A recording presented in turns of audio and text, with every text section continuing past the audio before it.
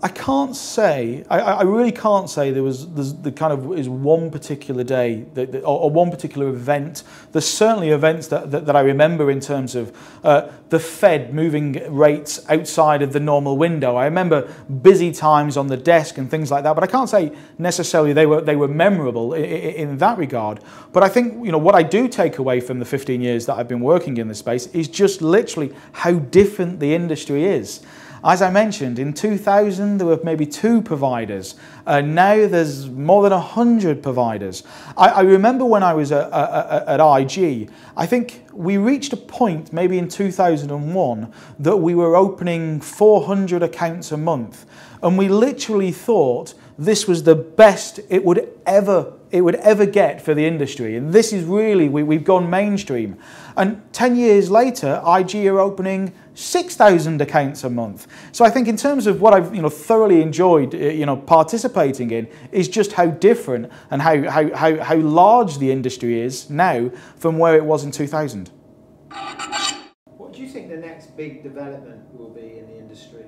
That is a good question, and I say that because I just don't know.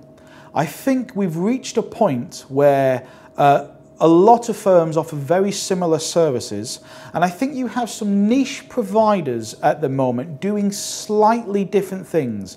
Maybe, for example, it's social trading. Maybe it's fractional ownership of shares. Maybe it is algorithmic trading on different markets. But none of them yet quite have, from my perspective, quite have the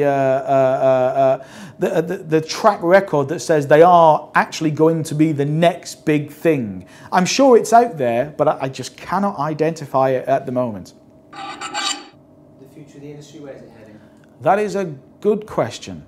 I think the future of the industry is heading, so every client gets what they want. And what I mean by that, because clients are now currently so expensive for the brokerage industry to acquire, it's important that every single connection or interaction that we have with a client, we can actually say yes to.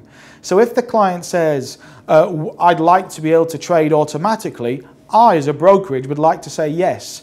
If the client says, I'd like to trade on a particular platform, I've spent so much trying to get hold of this client, I want to say yes. So I think what will happen is less of a one-size-fits-all solution. I think we'll get to the stage where Capital Spreads will offer 15 different platforms because each client has different needs for what they want.